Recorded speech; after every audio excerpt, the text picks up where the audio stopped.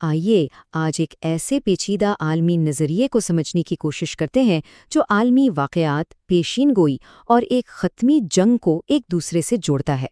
تو بات شروع ہوتی ہے اس احساس سے کہ دنیا ایک بہت ہی نازک موڑ پر کھڑی ہے۔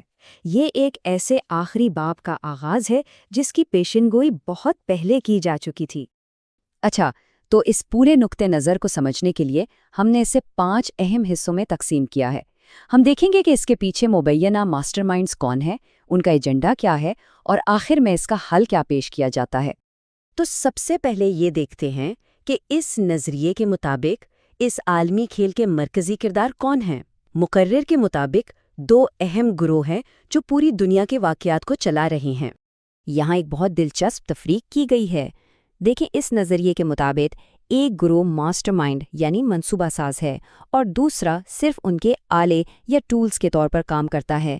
کہا یہ جاتا ہے کہ اصل منصوبہ ساز صہیونی ہیں، جبکہ امریکہ اور برطانیہ میں موجود عیسائی صہیونی ان کے سب سے طاقتور آلے ہیں۔ اچھا، یہاں ایک بات واضح کرنا بہت ضروری ہے۔ مقرر کے مطابق عیسائی صہیونی سے مراد تمام عیسائی نہیں ہے، بلکہ یہ اصطلاح خاص طور پر ان گروہوں کے لیے استعمال کی گئی ہے جنہیں وہ صہیونی سیاسی تحریک کا سب سے بڑا حمایتی سمجھتے ہیں۔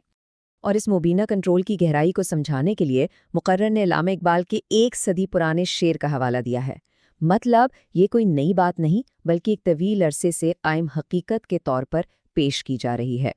تو اب سوال یہ ہے کہ ان گروہوں کا ایجنڈا کیا ہے؟ مقرر کے مطابق یہ ایک عالمی ایجنڈا ہے جس کے 2 اہم حصے ہیں جو ایک دوسرے سے جڑے ہوئے ہیں۔ یعنی یہ ایجنڈا ایک طرف تو معاشی ہے اور دوسری طرف نظریاتی۔ پہلا مقصد تو یہ ہے کہ اسلامی دنیا کے وسائل، خاص طور پر تیل پر قبضہ کیا جائے، اور ساتھ ہی یہ بھی یقینی بنایا جائے کہ اسلام پر مبنی کوئی سیاسی یا معاشی نظام کہیں بھی قائم نہ ہو سکے۔ اس عالمی ایجنڈے کے علاوہ ایک اور زیادہ مخصوص علاقائی مقصد بھی ہے، اور مقرر کے مطابق اس مقصد کو حاصل کرنے کے لیے ایک بہت بڑی تباہی کی ضرورت ہے۔ تو یہ ہے وہ نقشہ جسے مقرر گریٹر اسرائیل کا نام دیتا ہے۔ اس نظریے کے مطابق اس منصوبے میں نہ صرف فلسطین اور لبنان شامل ہیں بلکہ مصر، عراق، اردن، سعودی عرب اور ترکی کے کچھ حصے بھی اس کا حصہ ہوں گے، جو کہ مشرق وسطیٰ کا نقشہ ہی بدل کر رکھ دے گا۔ اور یہی وہ نقطہ ہے جہاں بات بہت سنگین ہو جاتی ہے۔ مقرر کا ماننا ہے کہ اتنی بڑی جغرافیائی تبدیلی پرامن طریقے سے ممکن ہی نہیں ہے۔ اس کے لیے ایک بہت بڑی فیصلہ کن جنگ کی ضرورت ہے۔ اور یہیں سے بات پہنچتی ہے اس حتمی تباہ کن جنگ تک جسے بائبل میں آرماگیڈن اور اسلامی اصطلاحات میں المعلمہ الکبریٰ کہا جاتا ہے۔ اس جنگ کی ہولناکی کا اندازہ اس پیشن گوئی سے لگایا جا سکتا ہے جس کا حوالہ دیا گیا کہ اگر ایک خاندان سے 100 لوگ لڑنے جائیں گے تو ان میں سے 99 مارے جائیں گے۔ اس نظریے کے مطابق یہ جنگ صرف تباہی نہیں لائے گی بلکہ یہ واقعات کے ایک سلسلے کو شروع کرے گی۔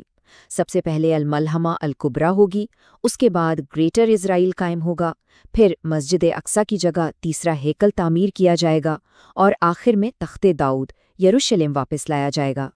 اب یہاں آ کر کہانی میں ایک بہت بڑا موڑ آتا ہے۔ دیکھیں، اس لمحے تک کے واقعات پر تو یہ گروہ متفق نظر آتے ہیں، لیکن اس کے بعد کیا ہوگا؟ یروشلم کے اس تخت پر کون بیٹھے گا؟ اس پر تینوں نقطہ نظر بالکل مختلف ہیں۔ ہر ایک کی پیشنگوئی دوسرے سے ٹکراتی ہے۔ تو اتنی بڑی پیشن گوئی اور اس ڈرامائی منظرنامے کے بعد حل کیا ہے؟ مقرر اس کا جواب پاکستان پر توجہ مرکوز کرتے ہوئے دیتا ہے۔ اس کا بنیادی استدلال بہت واضح ہے۔ پاکستان کی بقا صرف اور صرف اسلامی نظام کے نفاذ سے ہی ممکن ہے۔ ان کے نزدیک ملک کا وجود اس کے اصل مقصد کو پورا کرنے سے جڑا ہوا ہے۔ لیکن پھر وہ ایک اہم سوال اٹھاتے ہیں کہ اگر اسلامی نظام کی طرف جانے والا آئینی اور پرامن راستہ بند کر دیا گیا تو کیا ہوگا؟ ان کا انتباہ یہ ہے کہ پھر اس خلا کو پر کرنے کے لیے عسکریت پسندی کا راستہ خود بخود کھل جائے گا۔ تو اس عسکریت پسندی سے بچنے کے لیے وہ ایک حل پیش کرتے ہیں جسے وہ سافٹ انقلاب کا نام دیتے ہیں۔ یہ ایک غیر متشدد آئینی راستہ ہے۔ اس میں پہلا قدم وفاقی شرعی عدالت کو مکمل طور پر بااختیار بنانا ہے، پھر اسے ہائی کورٹ کا درجہ دینا، اس میں سینئر علماء کو تعینات کرنا اور آخر میں ملک کے تمام قوانین کا بتدریج جائزہ لے کر انہیں اسلامی اصولوں کے مطابق ڈھالنا۔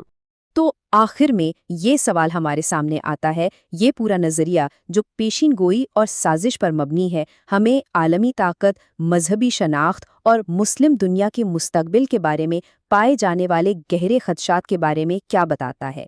چاہے کوئی اس سے اتفاق کرے یا نہ کرے، یہ ایک ایسا فریم ورک ہے جو آج بھی بہت سے لوگوں کے لیے دنیا کو دیکھنے کا ایک اہم زاویہ ہے۔